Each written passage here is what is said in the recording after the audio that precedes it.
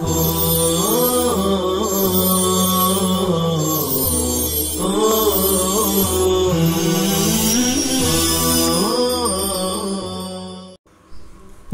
علیکم ورحمۃ اللہ وبرکاتہ۔ بسم اللہ الرحمن الرحیم۔ الحمد للہ رب العالمین والصلاة والسلام علی سید المرسلین وعلی آلہ واصحابہ اجمعین۔ عزیز طلبہ، یہ ہدایہ اخیرین جلد ثالث کا 11واں سبق ہے۔ متن کی عبارت دیکھیے، وَيُسْتَحْلَفُ السَّارِقُ فَإِنَّكَ لَضَمِنَ وَلَمْ يُقْطَعْ لأن المنوط بفعله شيئان الضمان ويعمل فيه النقول والقطع ولا يثبت به فصار كما إذا شهد عليه رجل وامرأتان۔ اوپر مسئلہ آیا تھا کہ 9 چیزیں ایسی ہیں، 9 امور ایسے ہیں کہ جن میں مدعا علیہ سے قسم نہیں لی جاتی ہے۔ 9 امور میں حدود کا بھی ذکر تھا۔ حدود میں قسم نہیں لی جاتی، اسی مناسبت سے یہ عبارت لائی گئی کہ سرقہ اور چوری کا تعلق بھی حدود سے ہے۔ اگر کسی شخص نے کسی چور پر، کسی شخص پر چوری کا دعویٰ کیا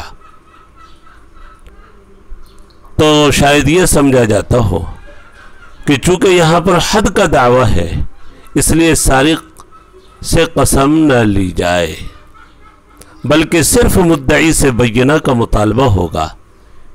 امام محمد رحمۃ اللہ علیہ کی یہ متن کی عبارت ہے جامع صغیر کی، فرماتے نہیں چور سے قسم لی جائے گی، گرچہ اس کا تعلق بھی حد سے ہے، لیکن اصل یہ ہے کہ چوری سے متعلق 2 چیزیں ہیں، ایک ہے مال کا ضمان اور دوسرا قطع ید۔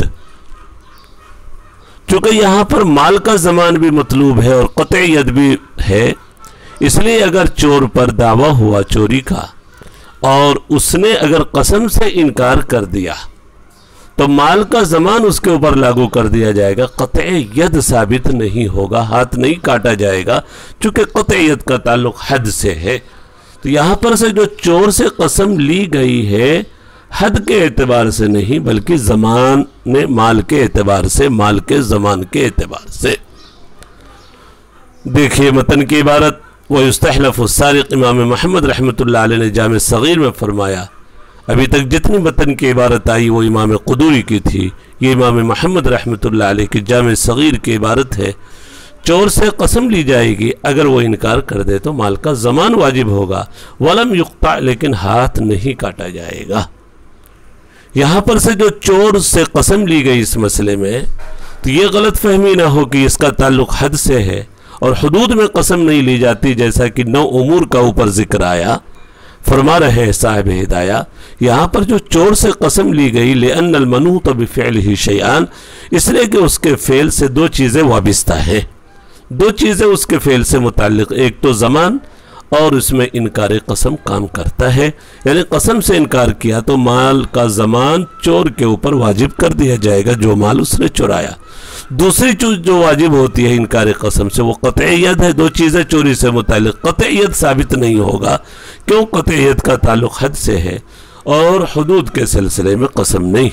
وَلَا يَثْبُتُ بِهِ، امام صاحب ہدایہ رحمت اللہ علیہ اس مسئلے کو تشبیہ دے ایک مسئلے سے، جیسے چوری کے مسئلے میں اگر ایک مرد اور 2 عورتوں نے گواہی دی تو یہاں پر یہ گواہی زمان مال کے سلسلے میں تو قبول کر لی جائے گی، لیکن قطع ید واجب نہیں ہوگا، چونکہ ایک مرد کی جگہ پر 2 عورتیں ہیں، جس کی وجہ سے ادنا شبہ پایا جاتا ہے، چونکہ عورتوں میں بھولنے کا خطرہ ہوتا ہے، اور حدود اور قصاص وہ چیز ہے جو شبہ کی وجہ سے ساقط ہو جاتی ہے۔ کما اذا شہد علیہ رجل و امراتان، جیسا کہ گواہی دی چوری کے سلسلے میں ایک مرد اور 2 عورتوں نے، تو یہاں پر ان دونوں کی وجہ سے، ان دونوں کی گواہی سے مال کا ضمان تو ثابت ہو جائے گا، لیکن قطع ید ثابت نہیں ہوگا۔ اب یہ متن کی عبارت اور دیکھیں، पीछे भी 9 मसलों में निकाह का जिक्र आया था, तो शायद कोई ये समझे कि निकाह के सिलसिले में जैसे कसम नहीं ली जाती है, तलाक के सिलसिले में भी कसम न ली जाती हो। करे नहीं, तलाक के सिलसिले में कसम ली जा सकती है। मतन की इबारत ये भी जामे सगीर की इबारत है। एक औरत दावा कर रही है मर्द के ऊपर कि इसने मुझे दुखूल से पहले तलाक दे दिया है। इद्दाअतिल मरअतु तलाक़न क़ब्ल दुखूल, औरत ने दावा किया कि इस शौहर ने मुझे दुखूल से पहले तलाक दे दिया है। अव्वलन तो औरत से बैयना का मुतालबा होगा, तमाम मसलों में ये तस्लीम कर ले, चूँकि अव्वलन अलबैयना सुम्मल यमीन। अब जो है शौहर से कहा जाएगा कि कसम खाओ। अगर वो कसम खाने से इनकार कर दे तो निस्फ महर को वाजिब कर देंगे। चूँकि ये तलाक क़ब्ल दुखूल है, इसलिए शौहर पर निस्फ महर वाजिब होगा, जैसा कि वो दूसरे पारे की आयत है, व इन तल्लक़्तुमूहुन्न मिन क़ब्लि अन तमस्सूहुन्न वक़द फ़रज़्तुम लहुन्न फ़रीज़ा फ़निस्फ़ु मा फ़रज़्तुम। अगर दुखूल से पहले तलाक की नौबत आ गई तो मुक़र्ररा महर का निस्फ मर्द के ऊपर वाजिब होता है, यहाँ पर भी वाजिब हो जाएगा। निकाह के सिलसिले में कसम नहीं ली जाती है, लेकिन तलाक और खुसूसन जहाँ पर माल मकसूद और मतलूब हो वहाँ पर कसम लेने की इजाज़त है। जहाँ पर माल मकसूद हो, यहाँ पर महर का मसला है।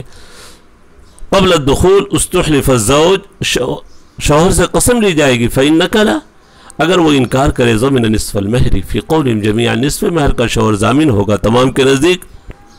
लेकिन इस्तिहलाफ़ यजरी फ़ी तलाक़ इंदहुम, वाज़ेह ही कर दिया साहिब हिदाया ने कि निकाह में तो कसम नहीं ली जाती, लेकिन तलाक़ के सिलसिले में तमाम अइम्मा के नज़दीक कसम ली जाती है, खुसूसन जबकि मकसूद माल हो। और यहाँ पर भी मकसूद महर है, निस्फ़ महर जो शौहर के ऊपर वाजिब किया गया तलाक़ क़ब्ल दुखूल की वजह से। निकाह का मसला भी अब सुन लें। निकाह में गरचे पीछे वजाहत आ चुकी है कि 9 मसलों में निकाह भी है और निकाह में कसम नहीं ली जाती है, लेकिन अगर निकाह में मकसूद दावे निकाह ना हो बल्कि मकसूद दावे महर हो तो ये माल मकसूद है। यानी औरत ये दावा कर रही कि फ़ला शख्स मेरा शौहर है और उसने अभी तक मेरा महर अदा नहीं किया है, अभी तक मेरा महर अदा नहीं किया है। औरत के पास बैयना नहीं है, शौहर से कहा जा रहा कसम खाने को, तो शौहर कसम खाने से इनकार कर रहा है। तो अब शौहर के ऊपर महर को तो वाजिब कर दिया जाएगा, लेकिन निकाह साबित नहीं होगा। चूँकि वजह बताई जा चुकी है, निकाह के सिलसिले में कसम नहीं ली जाती है।